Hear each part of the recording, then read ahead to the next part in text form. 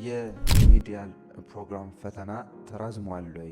የ2018 ዓ.ም ሪሚዲያል ፕሮግራም ፈተና ከግንቦት 17 እስከ ግንቦት 22 2018 ዓ.ም ሊሰጥ ፕሮግራም ወጥቶለት የነበረው ፈተና ተራዝሟል ወይ እያላችሁ በተደጋጋሚ በዩቲዩብም በቴሌግራም የኮሜንት ሴክሽን ላይ እየጠየቃችሁ ትገኛላችሁ።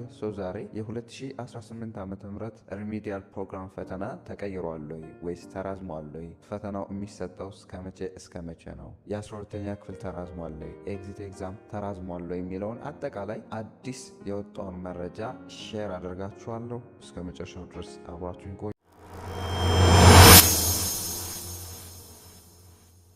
የ2018 ዓ.ም ሪሚዲያል ፕሮግራም በትምህርት ምዘናና ፈተናዎች አገልግሎት የሚሰጥበት ጊዜ እንደሚታወቀው ፕሮግራም ወጥቶለት ነበር። የሚሰጥበት ጊዜም ከግንቦት 17 እስከ ግንቦት 22 2018 ዓ.ም ነበር። ነገር ግን አሁን ላይ አዲስ እየወጡ ባሉ መረጃዎች መሰረት የ2018 ዓ.ም ሪሚዲያል ፕሮግራም ፈተና ሆነ ኢንትራንስ ኤግዛም ኤግዚት ኤግዛምን መስጫ ጊዜያቸው ተራዝሟል። እንግዲህ የ2018 ዓ.ም ሪሚዲያል ፕሮግራም ፈተና የሚሰጥበት ጊዜ ከግንቦት 27 2018 ዓ.ም እስከ ሰኔ 3 2018 ዓ.ም ለመስጠት ፕሮግራም ወጥቶለታል። የቅድመ ምረቃ ወይም የመውጫ ፈተና የሚሰጥበት ጊዜም ከሰኔ 4 እስከ ሰኔ 12 2018 ዓ.ም መሆኑ ተገልጿል። የ12ኛ ክፍል ሀገር አቀፍ መልቀቂያ ፈተና ከሰኔ 23 2018 ዓ.ም እስከ ሐምሌ 17 2018 ዓ.ም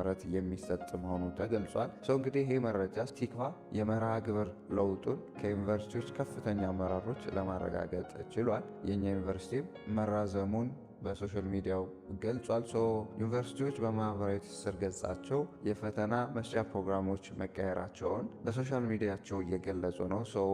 ሪሚዲያል የምትፈተኑም ኤግዚት ኤግዛም የምትፈተኑም 12ኛ ክፍል የምትፈተኑም ተማሪዎች በአጠቃላይ መስጫ ጊዜዎቻችሁ ፈተናውን የምትወስዱባቸው ጊዜዎች በእነዚህ ቀናቶች ተቀይረዋል ማለት ነው። ሪሚዲያል ፕሮግራም የምትፈተኑ ተማሪዎች ምንም መረበሽ ሳይጠበቅባችሁ፣ ዲስተርብ መሆን ሳይጠበቅባችሁ፣ መናደድ መበሳጨትም ሳይጠበቅባችሁ በተረጋጋ መንፈስ ነው ፈተናው። አንዳንዶቻችሁ በመራዘሙ ደስ ይላችኋል፣ አንዳንዶቻችሁ ደግሞ መስጫ ጊዜው በመራዘሙ ትናደዳላችሁ። ሁላችሁም ግን ዝግጅታችሁ ላይ ኮንሰንትሬት በማድረግ ዝግጅታችሁ ላይ ፎከስ በማድረግ ዝግጅታችሁን እንድትቀጥሉ ሪከመንድ አደርጋችኋለሁ።